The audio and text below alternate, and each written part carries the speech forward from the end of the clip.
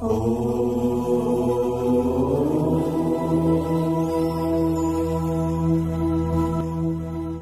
ओम स्वस्ति श्री गणेशाय नमः। ओम नमो भगवते वासुदेवाय। आज पनि म टिका पौडेल हजुरहरु समक्षमा वैशाख महात्म्य लिएर आउने क्रममा उपस्थित भइसकेको छु। आजको नयाँ अध्याय 22 लिएर सम्पूर्ण भगवानका प्यारा प्यारा भक्त सज्जनवृन्दहरू, हजुरहरूले यो विषम परिस्थितिमा पनि आफूले वैशाख महात्म्य श्रवण गरिराख्नु भएको छ। आफ्नो घर परिवारका सदस्यहरूलाई सुन्नका लागि प्रेरित गरिराख्नु भएको छ। अरूलाई सुन्नका लागि भिडियो सेयर गरिराख्नु भएको छ। हजुरहरूलाई धेरै धेरै मुरी धन्यवाद म भन्न चाहन्छु। हजुरहरूको यो आस्था, श्रद्धा र विश्वासलाई म बारम्बार नमन गर्न चाहन्छु। आउनुहोस्, आजको अध्याय अलिकति लामो छ, फटाफट हामी अगाडि बढिहालौँ। यो वैशाख महात्म्य श्रवणले गर्दा हजुरहरूका सम्पूर्ण कर्म ग्रन्थीहरू खुलेर जाउन्। भगवान श्रीहरि विष्णुको कृपा रहोस्, आफ्ना इष्ट देवदेवता, कुलदेवी देवता, पितृदेवी देवताको कृपा रहोस्, यही कामना हामीले गरिरहेका छौँ र हरेक समयमा हामी सबैको कल्याणका लागि कामना गरिरहन्छौँ। अथ द्वाविंशोऽध्यायः। मैथिल उवाच काह्यस्मिं स्थितयः पुण्यामासे वैशाख संज्ञके कानि दानानि सस्तानि तासु विशेषतः कैः प्रख्याताः सवै लोके एतदा चक्ष्वविस्तरात्। श्रुतदेव उवाच त्रिंशच्च तिथयः पुण्य वैशाखे मे सगेरवो एकैकस्यां कृतं पुण्यं कोटि गुणं भवेत् सर्वदानेषु यत् पुण्यं सर्वतीर्थेषु यत् फलम्। हामीले हिजोअघिका प्रसङ्गमा श्रवण गर्दै थियौँ कि विभिन्न प्रसङ्गहरू हामीले श्रवण गरिसक्यौँ। अब त्यसलाई म दोहोऱ्याउन पनि चाहदिनँ, किनकि आजको प्रसङ्ग पनि अलिकति लामो छ। शङ्ख नाम गरेका ब्राह्मण देवता र व्याधाको तत्कालको प्रसङ्ग हामीले श्रवण गरिसकेका छौँ। अब यहाँनेरि मैथिल राजाले श्रुतदेव नाम गरेका ब्राह्मण देवतासँग प्रश्न गर्दै हुनुहुन्छ। के भन्नुहुन्छ त भन्दा का यस्मिं स्थितयः पुण्य मासे वैशाख संज्ञके। वैशाख नाम भएको यस मासमा कुन कुन तिथिहरू पुण्यदायक र अति पवित्र रहेका छन्, हे ब्राह्मण देवता बताइ बक्सियोस्। तथा ती तिथिहरूमा विशेष गरेर कुन कुन दानहरूको प्रशंसा गरिएको छ त त्यो पनि मलाई बताइ बक्सियोस्। अर्थात् ती तिथिहरूमा कुन कुन दानको विशेषता छ त, वैशिष्ट्य छ तथा लोकमा कसद्वारा ती तिथिहरू प्रख्यात भए, यो सबै कुरा विस्तारपूर्वक भनिबक्सियोस्। भनिसकेपछि श्रुतदेव नाम गरेका ब्राह्मण देवताले अब भन्नुहुन्छ त्रिंशस् तिथयः पुण्य वैशाखे मे सगेरवो। अब भन्नुहुन्छ उहाँले मेष राशिमा सूर्य हुँदा वैशाख मासका शुक्ल पक्ष र कृष्ण पक्ष दुवैका मिलाएर 30 तिथिहरू पवित्र रहेका छन्। वैशाख महिनामा चाहिँ 30वटै तिथिहरू के छन्, पवित्र छन् भनेर यसरी भन्दै हुनुहुन्छ। एक तिथिहरूमा गरेको पुण्य करोडौं गुणा ज्यादा हुन्छ। सबै वस्तु या सबै प्रकारको दान गर्दा जो पुण्य हुन्छ, समस्त तीर्थहरूमा जाँदा जो फल मिल्दछ अथवा जो फल हुन्छ, अरू तत्फलं समवाप्नोति एकैकस्यां जलाप्लुतः स्नानं दानं तपो होमो देवतार्चन सत्क्रिया कथया श्रवणं चैव सद्यो मुक्ति विधायकं रोगाद्युपहतो यस्तु दारिद्र्येणापि पीडितः श्रुत्वा कथामिमां पुण्यां कृतकृत्यो भवेन्नरः अस्नात्वा चाप्यदत्वा च येन नीता इमाः शुभाः स गोघ्नश्च कृतघ्नश्च पितृघ्नश्चात्मः स्मृतः जलाशयाश्च स्वाधीनं च कलेवरं माधवो मनसा सेव्यः सकलैः सगुणैस्तथा माधवश्च दयावन्तः को न सेवेत माधवम्। जुन वैशाख मासको धर्म रहेको छ नि, जुन वैशाख मासको धर्म छ, यो धर्म त सबै दानहरूभन्दा पनि श्रेष्ठ छ। त्यो सम्पूर्ण फलको समान, यानि कि हामीले श्रवण गर्दै थियौँ नि, सम्पूर्ण दान गर्दा करोडौं हामीले चाहिँ विभिन्न दानहरू गर्दै गयौँ, विभिन्न तीर्थहरूमा हामीले दान गर्दै गयौँ भने त्यो सम्पूर्ण फलको समान वैशाख मासका एक तिथिहरूमा जलमा डुबुल्की लगाउनाले ती फलहरू मिल्दछ। ती सम्पूर्ण फलहरू करोडौं तीर्थहरूमा हामीले करोडौं यदि पुण्य गर्न पुग्यौँ भने पनि अब त्यतिन्जेल बाँच्न त हामीलाई गाह्रो छ हैन। हाम्रो आयु नै अहिले 100 वर्ष। 100 वर्ष भनिन्छ, 100 वर्ष बाँच्न पनि गाह्रो छ। अब त्यो करोडौँ करोडौँ पुण्य गरियो तीर्थहरूमा गएर भने त्यो पुण्यको फल त हामीले वैशाख मासमा एक तिथिमा कुनै पनि एक तिथिमा जलमा डुबुल्की लाउनलाई नै मिल्दो रहेछ। ल हेर्नुहोस्, वैशाख मासमा गरिएको स्नान दान तप होम देवताहरूको पूजा आदि राम्रा कर्महरू साथै भगवत कथाको श्रवण गर्नु आदि यी समस्त कर्महरू तत्काल मुक्तिलाई दिनेवाला रहेका छन्। जो व्यक्ति रोगले दुखी छ, अरू जो दरिद्रताले पीडित छ, त्यस्तो मनुष्य पनि यो वैशाख मासको पवित्र कथालाई सुनेर कृतकृत्य हुन्छ, आनन्द लिन्छ नि मनमा आनन्द। हजुरहरूले पनि हामीलाई यो कोरोनाको महामारीमा विभिन्न त्रास बढिरहेको थियो, विभिन्न समस्या परिरहेको थियो, तर वैशाख महात्म्यको श्रवणले हामीलाई शान्ति मिलेको छ भनेर भनिराख्नु भएको छ। हेर्नुहोस्, ठ्याक्कै यहाँनिर त्यही कुरा आयो। जसले स्नान नगरी दान नगरी यी वैशाख मासका शुभ तिथिहरूलाई बिताउँदछ भने त्यो गाईको हत्यारा हुन सक्दछ। ल हेर्नुहोस् त, यस्तो पनि बताइएको रहेछ। कृतज्ञ हो यी व्यक्तिहरू, त्यसैले वैशाख मासका तिथिहरूलाई त्यत्तिकै बिताउनु हुँदैन। पितृहरूलाई मार्नेवाला के हो? आत्मघाती हो, यो सम्झनु पर्दछ। त्यसैले यो वैशाख मासमा हामीले यी कर्महरू गरिएन भने पितृहरू दुखी हुँदा रहेछन्। हामीले यी कर्महरू गरियो भने पितृहरू पनि प्रसन्न हुँदा रहेछन्, पितृदोष पनि शान्त हुँदो रहेछ। जलाशयहरू आफ्ना अधीनमा छन्, यो समयमा स्वतन्त्र आफ्ना अधीनमा छन्, यानि कि हाम्रो अधीनमा छन् भनेर हामीले सम्झनु पर्दछ अरे। र यो शरीर पनि आफ्नै अधीनमा छ भनेर हामीले सम्झनु पर्दछ अरे। यानि कि जलाशयहरू उनीहरूको चाहिँ स्वतन्त्रमा उनीहरू रहेका छन्, तर त्यो जलाशयमा स्नान गर्नका लागि हामी चाहिँ के छौँ? स्वतन्त्र छौँ, र जलाशय चाहिँ हाम्रो लागि अधीनमा पनि हुन सक्दछन् भन्ने कुराहरू हो यो। त्यसैले मन लगाएर धन आदि समस्त गुणहरूले माधव भगवानको स्वरूप वैशाख मासको सेवन अवश्य पनि गर्नुपर्दछ। वैशाख मासको सेवा गर्नुपर्दछ। साधु पुरुष दयालु पुरुषहरू कसले वैशाख मासको सेवन गर्दैन, यानि कि कसैले पनि वैशाख मासको सेवन गर्दैन भने, अर्थात् साधु दयालु पुरुषहरू सबैले वैशाख मासको सेवन गर्दैनन् भने तिनीहरूले अवश्य पनि आफ्नो भाग्य कमी भएको भनेर सम्झनु पर्दछ। उनीहरूले सेवा गर्नुपर्दछ र साधु सन्त आदिले सेवा गर्छन् पनि। कुनै न कुनै हिसाबले वैशाख महात्म्य भनेर वैशाख महात्म्य श्रवण गरेर अथवा वैशाख मासमा गर्नुपर्ने धर्महरू गरेर कुनै न कुनै हिसाबले वैशाख मासमा उनीहरूले पुण्य आर्जन हुने कर्म गरेरै छाड्छन्। दरिद्रैश्च धनाढ्यैश्च पङ्गुभिस्सान्धकैस्तथा षण्ढैश्च विधवाभिश्च नारीभिश्च नरैस्ततः कुमार युववृद्धैश्च रोगार्तैरपि भूमि अतीव सुखसाध्यो हि धर्मो वैशाख गोचरः मासमेन मनुप्राप्य धर्मान् कुरुष्वा निमान यो न यत्नं च कुरुते तस्मात् को न्व परपशुः योतीव सुलभान् धर्मान् न करोति नराधमः तस्यैव शाश्वता लोका नरका नात्र संशयाथातः सम्प्रवक्ष्यामि तस्मिन् मासे नृपोत्तमः तां तिथिं सर्वपापघ्नि दधनः सारमिवोत धृताम्। दरिद्रहरू धनाढ्यहरू लङ्गडाहरू अन्धाहरूले तथा नपुंसकहरू विधवाहरू सामान्य नरनारीले कुमार युवा वृद्धहरूले अरू रोगले गर्दा आत्तिएकाहरूले पनि हे राजन वैशाख मासमा गर्न भनिएको धर्म अतीव सुखपूर्वक गर्न सकिनेछ, सजिलो पनि छ। जुनै तरिकाले हामीले गर्दा पनि हुन्छ। हेर्नुहोस् त, हामी जस्तो सुकै रोगी भए तापनि यसो ढल्केर वैशाख महात्म्यलाई मात्रै श्रवण गरियो भने पनि धेरै ठुलो पुण्य मिल्छ हामीलाई। हेर्नुहोस् है, यो वैशाख मासलाई पाएर यी पवित्र धर्महरूलाई अवश्य गर्नुपर्दछ। यदि गर्दैन भने उनीहरूको कल्याण हुँदैन। वैशाख मासलाई पाएर पनि धर्महरूलाई यत्नपूर्वक गर्दैन भने त्यो अर्को जन्ममा पशु हुन सक्दछ। ला हेर्नुहोस् है, अर्को जन्ममा हामी पशु भएर जन्मनु पर्दो रहेछ, यसरी भनियो यहाँनिर। अब साक्षात पशु रूप नै हामी हुन पुग्दछौँ अरे।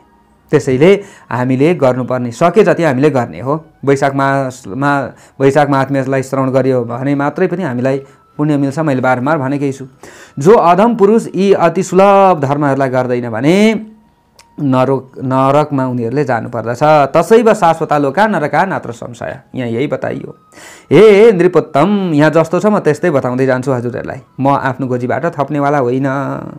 हेर्नुहोस्, त्यसैले हे नृपोत्तम, अब यहाँबाट अघि म तिमीलाई दहीबाट निकालिएको सार वस्तु नहुने घिउ जस्तै गरेर मासमा रहेका सबै मासहरू मध्येमा पनि पापलाई नाश गर्नेवाला तिथिहरूको बारेमा, ती मासमा पर्ने तिथिहरूको बारेमा म राम्ररी भन्दै जान्छु, सुन है त।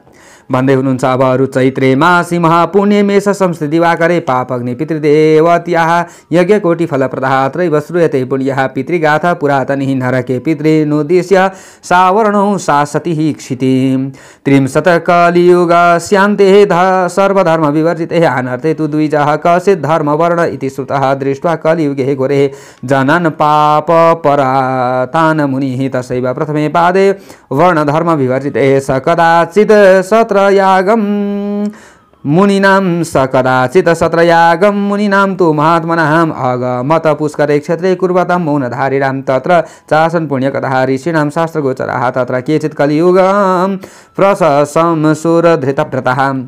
सूर्य मेष राशिमा रहँदा महान पुण्यशाली चैत्र मासमा पापहरूलाई नाश गर्ने पितृहरू देवताहरू भएको अमावस्या तिथि करोडौं यज्ञको फल दिनेवाला रहेको छ। यस अमावस्याको बारेमा जति बेला सावर्णी मनुले पृथ्वीमा शासन गरिरहेका थिए त्यो समयमा नरकवासी पितृहरूलाई उद्देश्य गरेर भनिएको धेरै पुरानो पितृहरू सम्बन्धी एउटा कथा सुनिन्छ। त्यो कथा म भन्दैछु। 30औं कलियुगको अन्तमा सबै प्रकारका धर्महरूले रहित आनर्त नामक देशमा धर्म वर्ण नाम गरेका कुनै प्रख्यात ब्राह्मण थिए। त्यो समयमा ती ब्राह्मणले त्यो घोर कलि युगमा पापमा निरत भएका मनुष्यहरूलाई देखेर वर्णाश्रम धर्महरूले रहित भएको त्यसै कलियुगको प्रथम पाउमा ती कुनै समयमा पुष्कर क्षेत्रमा मौन धारण गरेर सत्र याग यानी कि यज्ञ विशेष गरिरहेका महात्मा मुनिहरूका नजिक गएको ती मुनि त्यहाँ ऋषिहरूले शास्त्रमा देखिएका र शास्त्रमा जे भनिएको छ त्यही पुण्य कथाहरू भनिरहेका थिए। यानी कि ऋषिहरूले आफ्नो गोजीबाट भनेका थिएनन्। त्यहाँ व्रत धारण गरेर बसेका कतिपय मुनिहरूले कलियुगको प्रशंसा गरिरहेकै थिए।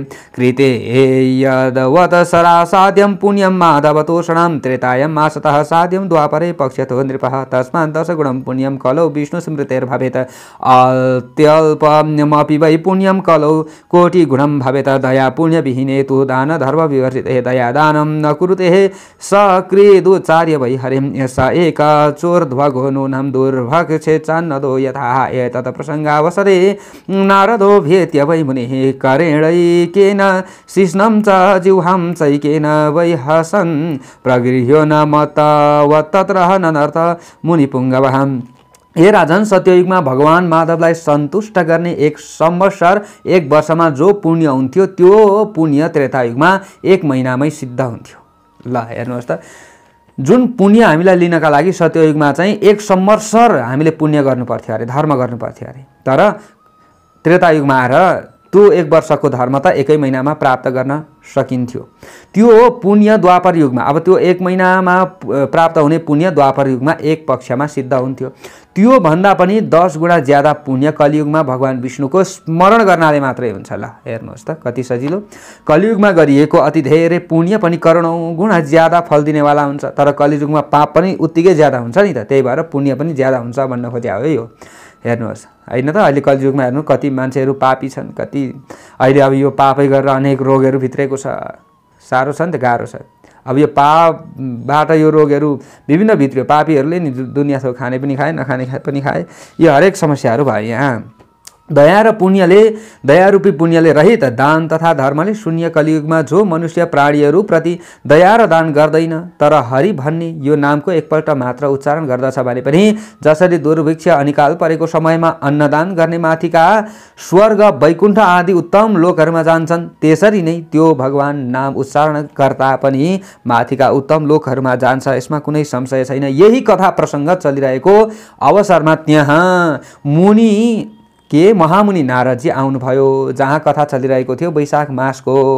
एक हातले जो नारदजी हुनुहुन्थ्यो उहाँले बीडा र अर्को हातले जिब्रो पकडेर हाँस्दै उन्मत्त पागल झैँ ती मुनि श्रेष्ठहरू त्यहाँ मुनि श्रेष्ठहरूका बीचमा त्यहाँ नाच्न थाल्नुभयो। अब को नारदजी आएर नि त्यहाँ हेर्नुहोस् है, यहाँ नारदजीले आएर अब खिल्ली उडाउन थाल्नुभयो जस्तो छ।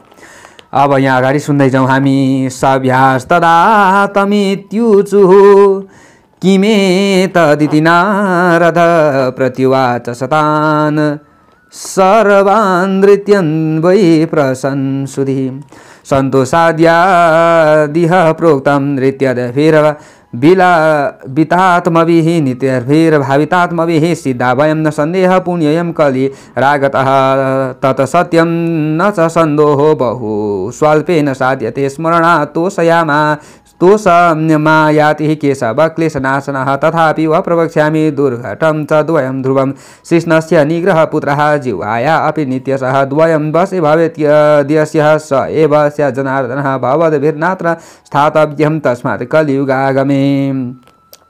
तब त्यहाँ रहेका सभ्य सभासदहरूले उहाँलाई हे नारद यो के गरेको भनेर यसरी बुद्धि त्यहाँ भएका सभासदहरूले भनेछन्। त्यहाँ जति पनि सुन्न आएका थिए ती श्रोताहरूले नि नारदजीलाई भनेपछि फेरि ती बुद्धिमान नारद मुनिले सबैलाई नाच्दै हाँस्दै भन्न थाल्नुभयो, पुलकी शरीर भएका सन्तोषपूर्वक हजुरहरूले हामी सिद्ध भयौँ यसमा सन्देह छैन, किनकि यो पुण्य कलिकाल आएको छ। जो यो कुरा भन्नुभयो त्यो सत्य कुरा हो, किनकि कलियुगमा अति थोरै यत्नले पनि धेरै पुण्य मिल्दछ, त्यसमा कुनै सन्देह छैन भनेर नारदजीले भन्न थाल्नुभएछ। त्यो अघि भनेको कुरा सुन्नुभयो नि त नारदजीले, किनकि सबै क्लेश दुःखलाई नाश गर्ने भएका केशव भगवान स्मरण सम्झना गर्नाले मात्र पनि प्रसन्न हुनुहुन्छ।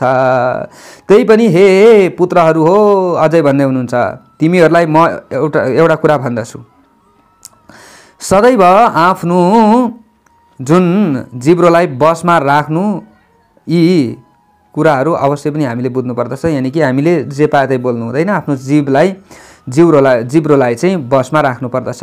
तर त्यो जिब्रोलाई बसमा राख्न पनि निकै कठिन छ, नारदजीले यहाँ भन्दै हुनुहुन्छ। अब जसका यी जिब्रो बसमा रहँदैन निश्चय नै भगवान जनार्दनको समान अथवा भगवान जनार्दनको रूपलाई उनीहरूले प्राप्त गर्न सक्दैनन्, जसको जिब्रो बसमा छैन। तर जसको जिब्रो बसमा छ भने ती व्यक्तिहरू जनार्दनकै रूप हुन्, अथवा जे पाए त्यही बोल्दैनन् नि, ढाँट्दैनन्, छल्दैनन्, अरूलाई कपटी गर्दैनन् भने ती व्यक्तिहरू भगवानकै रूप सम्झनु पर्दछ। त्यसैले यो कलियुगको आगमन भइसकेपछि हजुरहरूले यहाँ एकै ठाउँमा बस्नु ठिक छैन। अब नारदजीले भन्नुभयो, पाखण्डम भारतम हित्वा संचरध्वं यथा सुखम यत्र कुत्रापि देशेषु मनो यत्र प्रसीदति इति तद्वचनं श्रुत्वा मुनयः संसितव्रताः सत्रं समाप्य सहसः युयुस्ते स यथा गतं धर्मवर्णोऽपि तच्छ्रुत्वा त्यक्तुं भूमिं मनोतदेह सव्रतं चोर्ध्वा तेजस्कं धृत्वा दण्डकमण्डलो जटावल्कलधारी च भूत्वा चैवं ययो पुनः कलौ युगे त्वनाचारं द्रष्टुं विस्मितमानसः तत्रापश्य जनान् घोरान् पापाचार रतान् खलान् पाखण्डिनो द्विजः सर्वे शूद्रः प्रव्रजिनस्तथा। त्यसैले यो पाखण्डी पापस्वरूप भइसकेको भारतवर्षलाई छाडेर जहाँ जाँदा मन प्रसन्न हुन्छ त्यो जुन कुनै देशमा भए पनि जसरी सुख मिल्दछ त्यसरी नै विचरण गर, तिमीहरू यहाँ नबस। यस्तो प्रकारले नारदजीको वचनलाई सुनेर नियमपूर्वक व्रतमा रहेका ती मुनिहरू, उनीहरूले त वैशाख मासको व्रत बसिरहेका थिए, कथा सुनिरहेका थिए, तत्काल सत्र यज्ञलाई समाप्त गरेर त्यो यज्ञलाई त्यही समाप्त गरेर तिनीहरू जताबाट जसरी आएका थिए त्यता त्यसै गरी जान थाले। धर्मवर्णले पनि त्यो कुरालाई सुनेर त्यस स्थानलाई छोड्ने मन बनाए र नियम व्रतले रहित भएर ब्रह्मचर्यको पालन गर्दै दण्ड र कमण्डललाई धारण गरेर जटा र वल्कल वस्त्र रुखा बोक्राको वस्त्र धारण गरेर आश्चर्यचकित हुँदै कलियुगमा हुने अनाचारहरूलाई हेर्नका लागि फेरि त्यहाँबाट हिँडे। जहाँ तहाँ यात्रा गर्दै जाँदा उनले मूर्ख पाप आचरणमै रमेका अति डरलाग्दा मानिसहरूलाई देख्न लागे। अरू सबै ब्राह्मणहरू पनि पाखण्ड पारायण हुन लागेको देखे र शूद्रहरू सन्यासी भएका छन्, ब्राह्मणहरू चाहिँ पाखण्डी भएका छन्। यस्तो हुन थालेछ नि, हेर्नुहोस् त। भर्तारं द्वेष्टि भार्या च शिष्यो द्वेष्टि गुरुं तथा भृत्यस्य स्वामी हन्ता च पुत्रः पितृवधोद्यतः शूद्रा प्रायः द्विधा सर्वे वस्त प्रायास धेनवः गाथा प्रायास तथा वेदः क्रिया साम्यः शुभा क्रियाः भूतप्रेतपिशाचाद्यः फलदास तत्र देवताः ता एव श्रद्धयार्चन्ति जनः पापरताः शटाः सर्वे व्यवायनिरताः तदर्थे त्यक्तजीविताः कूटसात्य प्रवक्तारहं सदा कैतव मानसः मनस्येकं वचस्येकं कर्मण्येकं सदा कलहु सर्वेषां हैतुकी विद्या सा पूज्या नृपमन्दिरे। पत्नीले पतिप्रति द्वेष भाव राखेकी यो कलिजुगमा त्यस्तो देख्न थाल्नुभएछ। शिष्यहरूले गुरुप्रति द्वेष भाव राखेका, सेवकले स्वामीलाई मार्दैछ कलिजुगमा, छोरो पितालाई मार्न तत्पर छ कलिजुगमा। सबै प्राणीहरू शूद्र समान भएका छन्, यानि कि क्षुद्र कर्म गर्नेवाला नि, नराम्रो कर्म गर्नेवाला। हेर्नुहोस् यस्ता भएका छन्। गाईहरू बाख्रा जस्ता देखिन्छन्। वेदहरू कहानी लौकिक कविताहरूका समान भएका छन्। पवित्र कर्महरू सामान्य कर्मका समान भएका छन्। उहाँ घुम्दै जाँदा स्थानहरूमा प्राय भूत प्रेत र पिशाच नै फल दिनेवाला देवता मानिएका छन्। पापमा निरत भएका मूर्ख मानवहरूले ती भूत प्रेत पिशाचको नै श्रद्धापूर्वक अर्चन पूजन गरिरहेका छन् कलिजुगमा। सबैजना स्त्री प्रसङ्ग वा या व्यभिचारमा निरत भइरहेका छन्, कुकर्म गरिरहेका छन्। यो कलिजुगमा सदैव मानिसहरू मनले एक कुरा चिताउँछन्, बाणीले अर्कै कुरा बोल्दछन्। हेर्नुहोस् है, राम्रो कुरा कसैले बोल्दैछ भने पनि भित्र मनमा पाप पक्कै पनि हुन सक्दछ कलिजुगमा। हेर्नुहोस्, त्यसैले पक्कै झट्टै विश्वास गरिहाल्नु पनि हुँदैन। काममा चाहिँ बोलेको र सोचेको भन्दा भिन्नै गर्दछन्। सबैको उदर भरण आदिका लागि स्वार्थपरक विद्या हुन्छ। आफ्नो पेट भर्नका लागि मात्रै आफूले चतुर्याइ गर्दछन्, छल कपट गर्दछन्। यस्ता हुन्छन् र राजसभामा तिनीहरू नै के हुन्छन्? पूजित हुन्छन्। हेर्नुहोस् है, गीतावाद्यस्य कला विद्या निर्वाणं च प्रियावः हिना स पूज्यतां यान्ति नो तमास कलहु युगे हे श्रोत्रिया सद्विजः सर्वे दरिद्राशु कलहु युगे हे विष्णु भक्तिर नराणां तु प्रायसु नैव वर्तते प्राय पाखण्ड भूयिष्ठं पुण्यक्षेत्रं भविष्यति शूद्रा धर्म प्रवक्तारो जटिलास्तामसः कलहु सर्वे चाल्पायु सौम्य मर्त्याः दयाहीन सठा जनाः सर्वे धर्म प्रवक्तारः सर्वे च ग्रहणे छवाः सुजनान्नोपगच्छन्ति वृथा निन्दापरायणाः असूयानिरताः सर्वे गृहं याते परे प्रभु। नाचगान आदि कला विद्या नै राजाहरूलाई प्रिय लाग्ने हुन्छन्। कलियुगमा नीच व्यक्तिहरू पुजिएका छन्, तर श्रेष्ठ ज्ञानीहरूको पूजा हुँदैन कलियुगमा। हेर्नुहोस् है, जो अलिकति ताइफाइ गर्छ, आटुट गर्छ, उनीहरूको मात्रै जय हुन्छ। तर अलिकति जान्ने ज्ञानी व्यक्तिहरूको कुरा कसैले सुन्दैन, राम्रो कुरा कसैले सुन्दैन नि अहिले फेरि यो कलियुगमा। जुन यो वैशाख धर्मका हामीले कथाहरू भनिरहेका छौँ, राम्रो कथाहरू कसैले सुन्छ? कसैले सुन्दैन। हेर्नुहोस् त, अहिले उटपट्याङ कुराहरूको बारेमा कुनै पनि बोलिदिउँ त एउटा कुरा, त्यहाँ कति व्यक्तिहरूले चाख लाएर हेर्छन्। हो, यस्तो हुन्छ कलियुगमा। ठ्याक्कै यहाँ जस्तो भविष्यवाणी गरिएको छ त्यस्तै पुगिरहेको छ। कलियुगमा समस्त वैदिक ब्राह्मणहरू दरिद्र जस्ता देखिन्छन्। जति धनी भए पनि मलाई पुगेन मात्रै भन्छन् कि। प्राय गरेर मनुष्यहरूमा भगवान विष्णुको भक्ति हुँदैन। हेर्नुहोस्, सबै पाखण्ड हुन्छन्। क्षेत्रीयहरू पनि पाखण्डले भरिएका हुन्छन् भनेर यसरी भविष्यवाणी गरिएको रहेछ। हेर्नुहोस् है, कलियुगमा धर्मका उपदेशकहरू शूद्र हुन्छन्। हेर्नुहोस्, तमोगुणीहरू जटाधारी तपस्वी हुनेछन्। कलियुगमा मर्त्य लोकमा हुने सबै मनुष्यहरू थोरै आयु भएका हुन्छन्, आयु पनि कम्ती हुन्छ। सत्पुरुषहरू कम्ती हुन्छन् कलियुगमा। केन काहीँ मात्र एउटा कहाँ हुन्छन् र 100मा एउटा हुन्छन्। हेर्नुहोस्, तर चिन्न सक्नुपर्छ, कहाँ चिन्नै सकिँदैन, गाह्रो छ। भ्राता च भामिनीं गन्ता पिता पुत्रीं च वै कलौ सर्वेपि शूद्रिनिरताः सर्वे वराङ्गनारताः साधुन्नैवावजानन्ति बहु पापं स मन्यते व्यक्ति कुर्वन्ति साधूनां दोषमेकं दुराग्रहः जलुकः स्तन संयुक्तो रक्तं पिबन्ति नोपयः रसः स्वादुगुणान् हित्वा ऋतूनां व्यत्ययस्तताः दुर्भिक्षं सर्वराष्ट्रेषु कन्याकालेन सुयते नट नर्तक विद्यासु प्रीतिवन्तो नरः कलौ। कलियुगमा दाजुभाइहरू दिदीबहिनीहरूसँग अलिकति व्यभिचार गर्नेहरू हुन्छन्।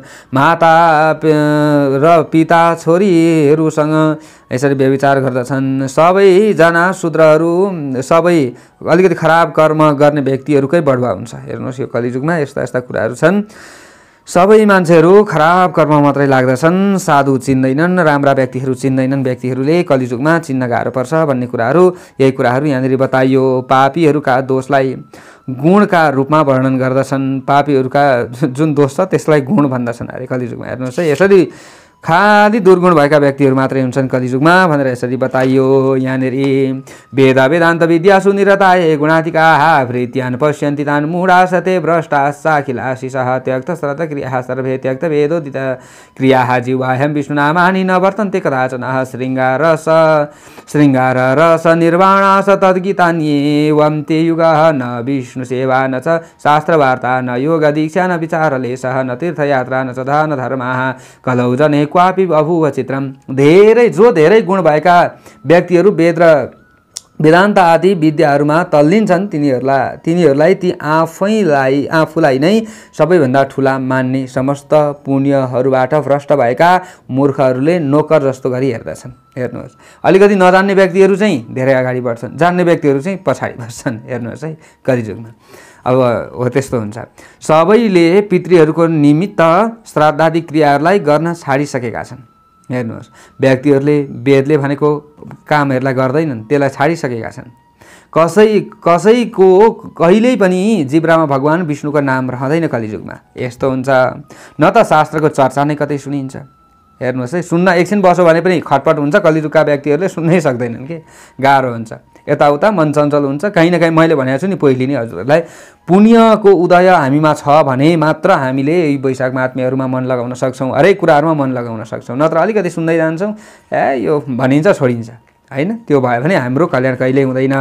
तान् दृष्ट्वा धर्मवर्णोऽपि सुभितोऽत्यन्त विस्मितः वशं पापात् क्षम्यातं दृष्ट्वा द्वीपान्तरं ययुः सञ्चरन् सर्वद्वीपेषु लोकेष्वेव तु सर्वथा पितृलोकं ययुः धर्मान् कदाचित् कौतुकान्वितः तत्रापश्यन् महाघोरं भ्राम्यमाणं सकर्मभिः धावतो रोदमानं स पततः पातितानपि तत्रापश्यच्चान्दकूपे पतितान् स्वन् पितॄनथः दुर्वाग्र लम्बिनो दीनान् दुर्वाच्छेदेहि कर्षितान् तत्राखुः खादयत्याधाः दुर्वामूलं तदाश्रयम्।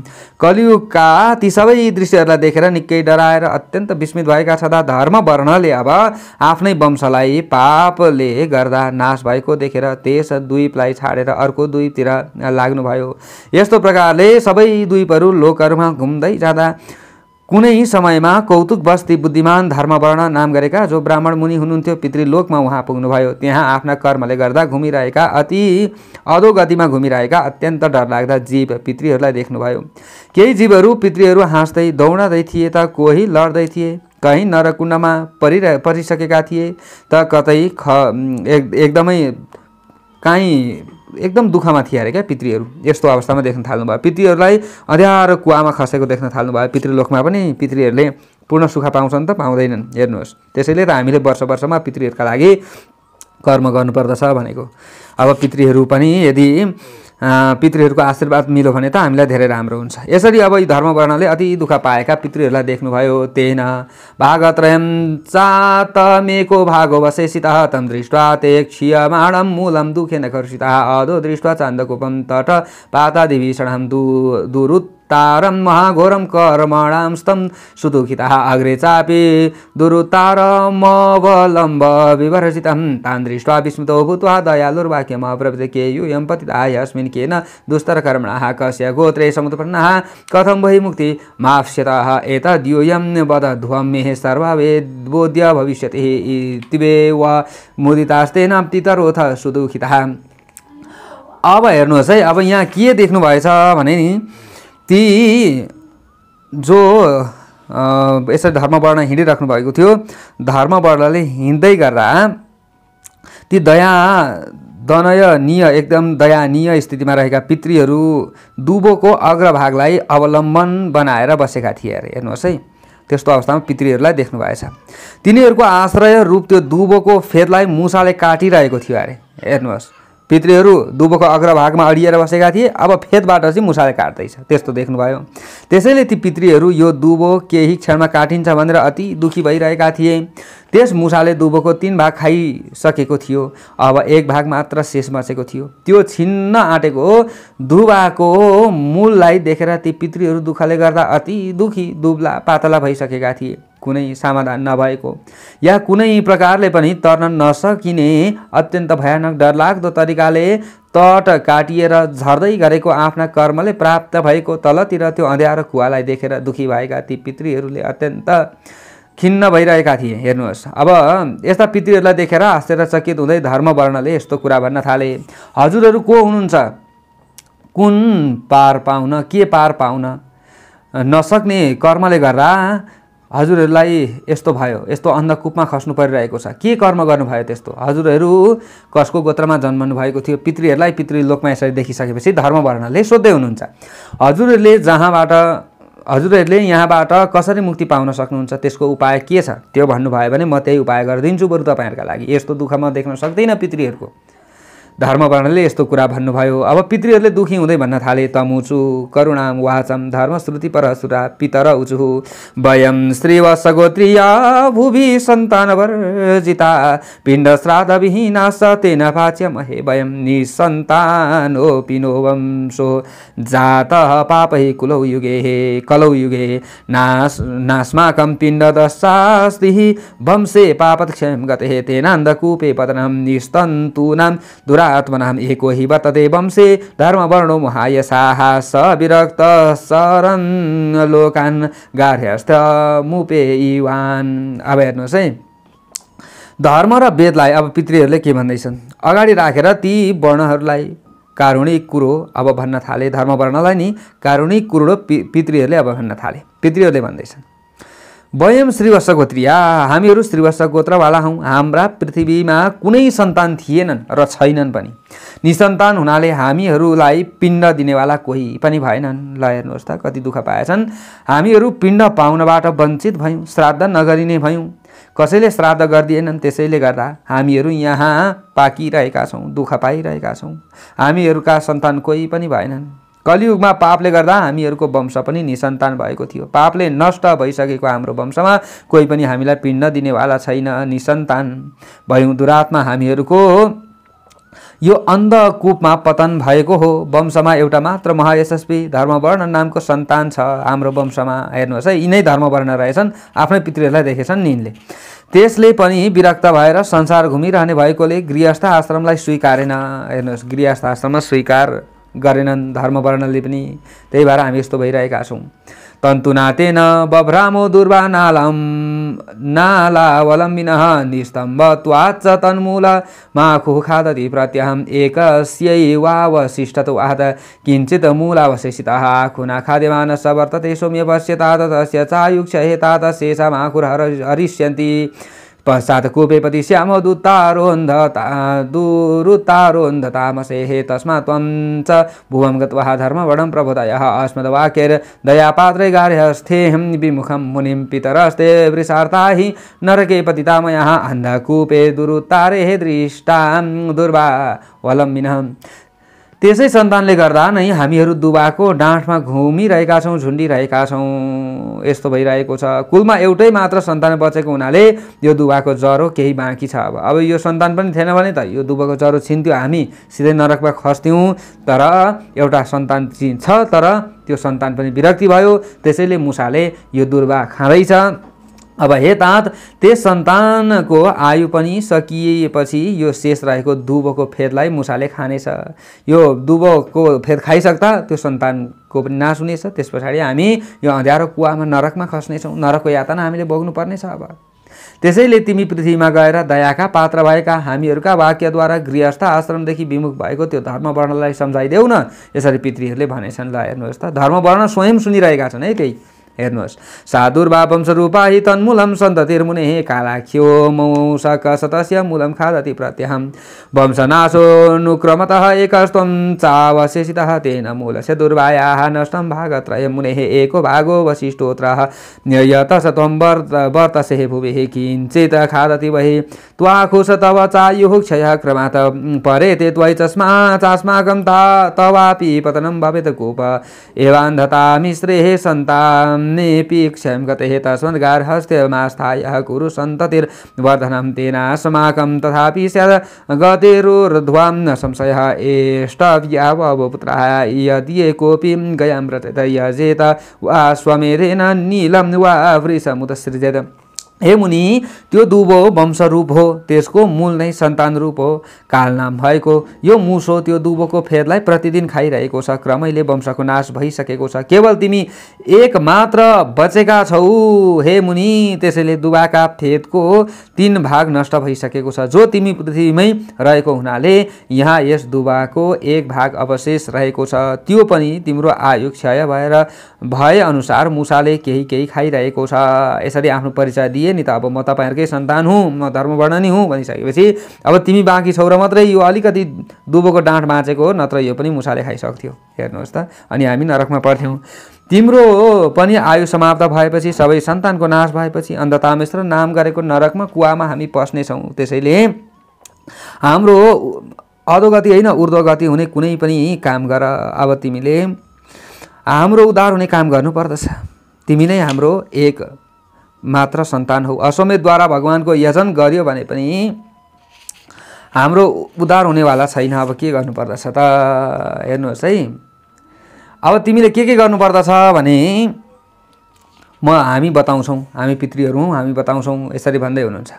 भन्दैछन् पितृहरूले, यदि कोऽपि च वैशाखे माघे वा कार्तिकेऽपि वा अस्मानुद्दिश्य वैष्णानं श्राद्धं दानं करिष्यति तेन च चोर्ध्वा गतिर्भूयान्नरकादुद्धृति स नः एको वा विष्णुभक्तः स्यादेको वा हरिवासरिः एको वा शृणुयात् विष्णुः कथं पापविनाशिनीं तस्यातीतं कुलशतं भावि चापि कुलं शतम् अपि पापसमावृतं नरकं नैव पश्यति किमनिर्बहुभिः पुत्रैर्दया धर्मविवर्जितैः जाता नारचयन्त्यादाः विष्णुं नारायणं कुलेः नापुत्रस्य हि लोकोऽस्ति धर्ममेतज्जनाः विदुः तत्रापि च दयायुक्तं तत्सन्तानं च दुर्लभम् इति तं बोधयित्वा तु वाक्यैरेतैः सुनृतैः। यदि जुन कुनै एउटाले पनि वैशाख माघ अथवा कार्तिक, यदि कोही पनि सन्तानहरूले यदि वैशाख माघ अथवा कार्तिकमा हामीहरूलाई उद्देश्य गरेर स्नान गर्दछन् भने, हेर्नुहोस् है, पितृहरूको उद्धार हुने बाटो हाम्रो उद्देश्य गरेर स्नान गर्दछन् भने अथवा श्राद्ध दान गर्दछन् भने त्यसले हाम्रो नरकबाट उद्धार हुनेछ। अब तिमीले त्यो काम गर्न सक्दछौ। ऊर्ध्व गति स्वर्गातिक गति पनि हुनेछ हाम्रो। अथवा एउटा पनि भगवान विष्णुको भक्त गयो भने, एउटा पनि एकादशीको व्रत लियो भने हाम्रा सन्तानहरूले हाम्रो मुक्ति हुनेछ। एउटाले पनि भगवान विष्णुको पापलाई भए पनि नरकलाई देख्ने छैन, हामी कसैले देख्ने छैनौँ। र पुत्र जन्मेर पनि यो काम गर्दैन भने त्यो पुत्रको के काम। जो कुलमा जन्मेर पनि भगवान नारायण विष्णुको कहिले अर्चन गर्दैन, पूजन गर्दैन, कार्तिकमा माघमा वैशाख मासमा स्नान गर्दैन, पितृहरूको स्मरण गर्दै भने त्यो पुत्रको के काम। त्यस्ता प्रकार यी साँचा कुराहरूले उनलाई सम्झिएर बोध गराएर अब विरक्त ब्रह्मचारी भएका तिमीले गृहस्थाश्रममा प्रवेश गर्ने मति गर। ती पुत्र, ती पुत्री, ती छोराछोरीको काम छैन जसले वैशाखमा माघमा कार्तिकमा चाहिँ उद्देश्य गरेर पितृहरूको उद्धारका लागि व्रतकथा श्रवण गर्दैन, स्नान गर्दैन, केही दान धर्महरू गर्दैन भने तिनीहरूको काम छैन। यहाँ त यस्तो पो भनियो, हेर्नुहोस् है।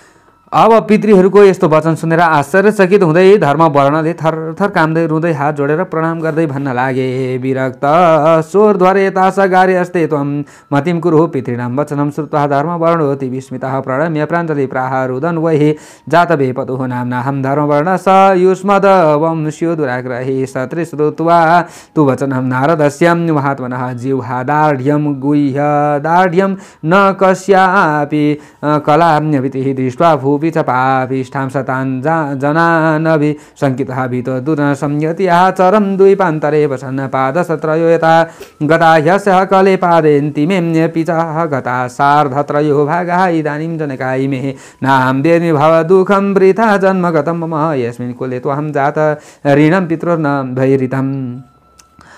अब हजुरहरूको यहाँ भन्दै हुनुहुन्छ अब धर्मवर्णले, अब हजुरहरूको वंशमा उत्पन्न भएको दुराग्रह गर्नेवाला धर्मवर्ण नाम भएको म नै हुँ। मैले हजुरहरूलाई परिचय दिइसकेको छु। अब कलियुगमा कसैको पनि जिब्रो र आफ्नो पिसाब फेर्ने बसमा राख्न अलिकति कठिन छ। पुष्करको सत्र यज्ञमा नारदजीको यस्तो वचन सुनेको थिएँ मैले। पुष्करमा मैले यज्ञ गरिरहँदाखेरि त्यहाँ मैले नारदजीबाट यो कुरो सुनेको हो। र भूलोकमा पापमै रमेर रहेका ती व्यक्तिहरूलाई देखेर म शङ्कित भएँ र दुर्जनहरूको सङ्गतबाट डराएको म एक दुईबाट अर्को दुई घुम्दै गर्दा आज म यहाँ आएको हुँ। हजुरहरूको दर्शन पाएँ। अझसम्म पनि मैले हजुरहरूको दुःखलाई जान्न सकिनँ। मेरो जन्म व्यर्थ नै गयो। जुन कुलमा म उत्पन्न भएँ त्यस कुलका पितृहरू दुखी छन्। मैले पितृ ऋण कहिले पनि मैले त्यसलाई चुकाइनँ।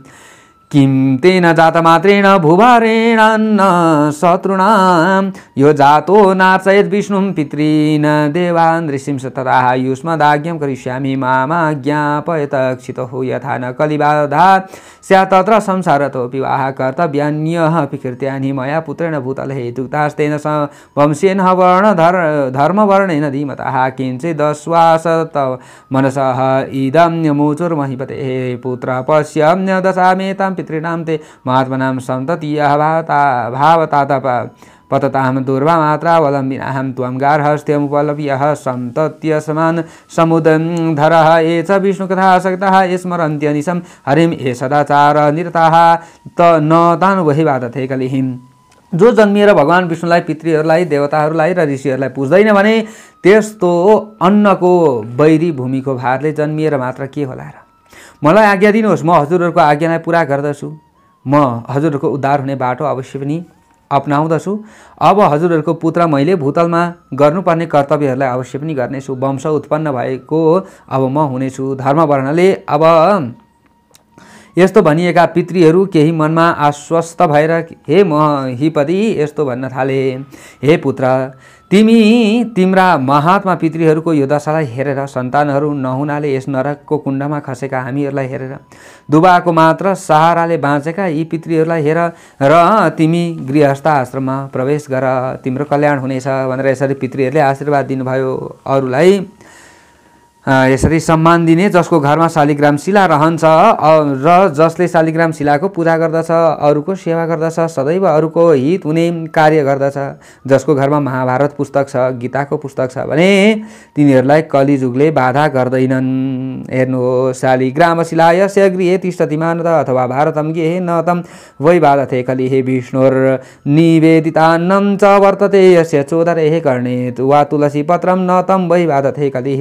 यत् करे तुलसी माला यदस्ते च पवित्रकं यजिह्वाय हरे नाम न तं वै बाधते कलिः यः वैशाख निरतो माघ स्नान परसंघ कार्तिके दीपदाता यो न तं वै बाधते कलिः प्रत्यहं शृणुयाद्यस्तु कथं विष्णुर्महात्मनः पापविमोक्षतां दिव्यां न तं वै बाधते कलिः यद्गृहे वैश्वदेव स यद्गृहे तुलसी सुभाः यस्यां गणे सुभागौ स न तं वै बाधते कलिः। अब यो कलियुगले कुन कुन ठाउँमा चाहिँ बाधा गर्दैन, के हुँदा भन्दा जसको घरमा तुलसीको बोट छ, जसको घरमा शालिग्राम छ, जसको घरमा महाभारतको पुस्तक छ, जसको पेटमा भगवान् विष्णुलाई निवेदन गरेको अन्न प्रसाद रहन्छ र जसको कानमा तुलसी पत्र रहन्छ, जसलाई कलियुग तिनीहरूलाई चाहिँ कलियुगले बाधा गर्दैनन्। जसको हातमा तुलसीको माला रहन्छ, जसको हातमा पवित्र ब्रह्मदण्ड पवित्र रहन्छ, पवित्र जसको हातमा रहन्छ। हामीले के शुभ कर्महरू गर्दा ब्रह्म पवित्र हातमा लगाइदिन्छौँ नि, गुरुहरूले पनि लगाइदिनुहुन्छ नि। हो यो हेर्नुहोस्, यो हामीले हातमा राख्नुपर्दछ। शुभ काम गर्दा अझ जहिले हामीले बिहान बेलुका पूजा गर्दा त यो अनिवार्य राखेको राम्रो हुन्छ। जसको जिब्रामा भगवान् हरिको नाम रहन्छ त्यसलाई कलियुगको बाधा रहँदैन। जो वैशाखको धर्ममा निरत छ, जो माघ मासभरि स्नान गर्दछ, जो कार्तिक मासमा दीपको दान गर्दछ त्यसलाई कलियुगले बाधा गर्दैन। हेर्नुहोस्, त्यसैले त मैले पनि हजुरहरूलाई माघ मासको पनि व्रत कथा सुनाएँ, कार्तिक मासको पनि सुनाएँ हजुरहरूलाई, वैशाख मासको पनि हजुरहरूले सुनिराख्नु भएको छ। यो तीनटै मास हाम्रो लागि धेरै उत्तम। हेर्नुहोस् है, त्यसमा पनि वैशाख मासको त कता हो कता वर्णन अब यहाँ आएको छ, हामीले सुन्दैछौँ। जो प्रतिदिन पापलाई नाश गर्ने मोक्षलाई दिने दिव्य महात्मा भगवान् विष्णुको कथा सुन्दछ त्यसलाई कलियुगले बाधा गर्दैन। नित्य कथा सुन्ने व्यक्तिलाई पनि कलियुगले बाधा गर्दैन। जसको घरमा बलि वैश्वदेव हुन्छ, जसको घरमा कल्याणकारिणी तुलसी छन्, जसको घरको आँगनमा कल्याणकारी गाई रहन्छन् त्यसलाई कलियुगले बाधा गर्दैन। तस्मात् चैव च पुत्र त्वं युगे पापात्मके पिच शीघ्रं गच्छ भुवं पुत्रः मा सोऽयं माधवाह्वये सर्वेषामुपकाराय मेष संस्थे दिवाकरे त्रिंशत्सतितः पुण्यः महापुण्यप्रदायकः एकैकस्यं कृतं पुण्यं कोटिगुणं भवेत् तत्रापि चैत्र बहुलो दर्शो नृणां च मुक्तिदाः प्रियः सोऽपि देवानां सत्यो मुक्तिविदायकः एवै पितॄन् समुद्दिश्य श्राद्धं कुर्वन्ति तद्दिने शोधकुम्भं पिण्डदानं तदक्षय्य फलं भवेत् ये च कुर्वन्ति वै श्राद्ध ममायं च मधौ सुतः। त्यसै कारणले हे पुत्र यो पापात्मा युग भए पनि हे तात तिमी चाँडै पृथ्वीमा जाऊ। किनकि यो माधव नाम भएको वैशाख मास चल्दैछ। अब मेष राशिमा सूर्य रहँदा महान पुण्यलाई मोक्षरूपी पुण्यलाई दिने भएका पवित्र 30वटा तिथिहरू सबैका उपकारका लागि हुन्छन्। एउटा तिथिहरूमा गरेको पुण्य करोडौँ गुणा ज्यादा हुन्छ। त्यसमा पनि चैत्र मासको कृष्ण पक्षको अमावस्यामा मानिसहरूलाई मुक्ति दिनेवाला हुन्छ। त्यो औँसी तिथि देवताको प्रिय छ। अरू त्यो तिथि तत्काल मुक्ति दिनेवाला पनि छ। त्यस दिन जो व्यक्ति आफ्ना पितृहरूलाई उद्देश्य गरेर श्राद्ध गर्दछ, अरू जल भरिएको घडा र पिण्ड दान गर्दछ, त्यो अक्षय फललाई दिनेवाला हुन्छ। हेर्नुहोस्, यो जुन औँसी आउँदैछ नि, अब माता तीर्थ औँसी, यसको धेरै ठुलो महत्त्व बताइयो यहाँनिर। चैत्र मासको कृष्ण पक्षको अमावस्या तिथिमा तिनीहरूले गया श्राद्धमा करोडौँ श्राद्ध गरेको समान उनीहरूले फल प्राप्त गर्दछन्। जुन यो अमावस्याको तिथि आउँछ, यो जुन वैशाख कृष्ण पक्षमा आउँछ, त्यो तिथिको पनि धेरै ठुलो महत्त्व छ र चैत्र कृष्ण पक्षको तिथिको पनि धेरै ठुलो महत्त्व। हेर्नुहोस् है, चैत्र कृष्ण पक्षको अमावस्या तिथिमा यथाशक्ति यदि व्यक्तिहरूले श्राद्ध गर्दछ भने तिनीहरूले अवश्य पनि धेरै ठुलो पुण्य प्राप्त गर्दछन्। पितृहरू उनीहरूको अवश्य पनि मुक्ति भएर जान्छन्। हेर्नुहोस्, चैत्र कृष्ण पक्षको अमावस्यामा दान जो व्यक्तिहरूले गर्दैन ती व्यक्तिहरू अवश्य नै पितृहन्ता हुन सक्दछन्। तै कृता तु गया श्राद्धे श्राद्ध कोटि न संशय यदि चाद्दमधौ दर्शे साकेनापि च श्राद्धकृत कोटि श्राद्धं गयायां तु कृतं तेन न संशयः कुम्भं च पानकहे पूर्णं कर्पूरा गुरुवासितं यो न दद्यान् मधौ दर्शे स पितृघ्नो न संशयः यो दद्या च मधौ दर्शे स पानीयं करीरकं श्राद्धं च भुक्ति संयुक्तः कुरुते च कुलोद्धृतिं पितॄणां च तदालोके नदी चामृतं वार्षिणी कुम्भदानात् प्रस्रवति श्राद्धं दाना ध्रुवाई मे अन्नं सुपघृता पूपलेय पायसकर्दमान्। अब हेर्नुहोस्, अब जसले पितृहरूको चाहिँ उद्धारको कामना गर्दछ, उद्धार हुने काम गर्दछ, चैत्र कृष्ण पक्षको अमावस्यामा का तिथिमा जलले भरिएको घडा सहितको यसरी दान गर्दछ, काँक्रोको दान गर्दछ, त्यसै समयदेखि त्यसले कुलको उद्धार गर्यो। अब भक्तिले युक्त भएर श्राद्ध गर्दछ, त्यस दिनमा केही सामग्रीहरू जुराएर भने पनि पितृहरूले अमृतको वर्षा गरिदिन्छन् ती सन्तानका लागि। हेर्नुहोस्, अमृतको वर्षा गर्ने भएकी नदी बग्दछिन् पितृहरूका लोकमा। हामीले त्यति गरिदिँदा त्यस दिन जल भरिएको कुम्भदान गर्नाले, श्राद्धपूर्वक श्राद्ध दान गर्नाले अवश्य नै पितृलोकमा भात दाल घिउ मालपुवा चाट्ने चटनी अचार आदि खिर यी सबै वस्तु भएको लबालब भरिएको नदी बग्दछ र पितृहरूले पाउँदछन् सधैँको लागि। अब त्यो नदी हुन्छ। तस्मात् झटिति त्वं गच्छ यदा चामा भविष्यति कुरु श्राद्धं पिण्डदानं शोधकुम्भं महामते सर्वेषामुपकाराय गार्ह्यस्थं च समाश्रयः धर्मार्थकामे सन्तुष्टः प्राप्य सन्तानमुत्तमं पुनश्च मुनिवृत्तिश त्वं सुखं द्वीपेषु सञ्चरः इत्यादिष्ट पितृभिः सह तूर्णं भूमिं ययौ मुनिः चैत्रमासे मेष संस्थे पुण्ये तस्मिन् दिवाकरे प्रातः स्नात्वा च संतर्प्य पितृं देवान् ऋषिं ततः शोधकुम्भं तथा श्राद्धं कृत्वा पापविनाशं तेन दत्त पितॄणां च मुक्ति महावृत्ति भर्जितां। हे महामती, त्यसै कारणले तिमी चाँडै पृथ्वीमा जाऊ र जब चैत्र कृष्ण अमावस्या आउँछ त्यस दिन जलले पूर्ण भरिएको घडा दान गर, पिण्डदान सहित श्राद्ध गर, सबै पितृहरूको उपकारको लागि गृहस्थ आश्रमलाई ग्रहण गर अनि सर्व धर्म अर्थ कामले सन्तुष्ट भइसकेपछि उत्तम सन्तानहरू प्राप्त गरेर फेरि तिमी मुनिवृत्तिलाई धारण गरेर सुखपूर्वक अनेक द्वीपहरूको विचरण गर। त्यस पछाडि चाहिँ अहिले होइन भनेर यसरी पितृहरूले सम्झाउनु भयो, आदेश दिनुभयो। अब त्यस पछाडि पितृहरूद्वारा आदेश पाएका धर्मवर्ण तत्काल पृथ्वीमा आउनुभयो र चैत्र मासमा जब सूर्य मेष राशिमा भएपछि त्यस पुण्यकालमा प्रातः स्नान गरेर पितृहरू देवताहरू र ऋषिहरूलाई पनि तर्पण गर्नुभयो। धर्मवर्णले पापहरूलाई यसरी पखाल्ने नाश गर्ने श्राद्ध आदि गर्नुभयो। पितृहरूको निमित्त जलले भरिएको घडादान गरिदिनु भयो। श्रद्धापूर्वक कुम्भ दान आदि गरिदिनु भयो। पितृहरूलाई आउने जाने क्रमले रहित मुक्ति दिनुभयो उहाँले। हेर्नुहोस् है, यसरी गरिदिनु भयो। स्वयं विवाह मकरोत् सन्ततिं प्राप्य वै सतीं लोके प्राख्यापयामासः तां तिथिं पावनाशिनीं स्वयं पुनर्मुनिर्भूत्वा गन्धमादन माययो तस्मात् पुण्यं तमसैव मधुरदर्शः शुभावः नानेन सदृशं लोके तिथिर्दृष्टा श्रुतापि वा। त्यसपछि आफूले पनि विवाह गर्नुभयो, सज्जन सन्तानहरूलाई प्राप्त गर्नुभयो। त्यस पछाडि पितृहरूको आशीर्वाद भएपछि सज्जन सन्तानहरू पनि हाम्रा जन्मन्छन् अरे। चैत्र मासको कृष्ण पक्षको अमावस्या तिथिलाई लोकमा प्रसिद्ध गराइदिनु भयो उहाँले। आफू पनि फेरि मुनि व्रतधारी भएर विरक्त भएर त्यस पछाडि गन्धमादन पर्वतमा आउनुभयो। त्यसै कारणले यो पवित्र चैत्र मासको कृष्ण पक्षको अमावस्या अति नै पुण्य दिने रहेको छ र यसको समान तिथि न देखिएको छ न त सुनिएको नै छ भनेर यसरी यहाँनिर बताउनु भयो। श्रुतदेव नाम गरेका ब्राह्मणले मैथिल राजालाई 22औं अध्यायको हामीले आजको महात्म्य सुन्यौं। अलिकति लामो भयो तर पनि निकै महत्त्वपूर्ण जान्नुपर्ने कुराहरू यहाँ रहेको थियो। अब भोलि 23औं अध्यायको प्रसङ्ग हामी सुन्नेछौँ। आजको भागबाट म टिका पौडेललाई बिदा दिनुहोस्। सबैको सर्वमङ्गल होस्। जय श्री हरि, जय श्री राम।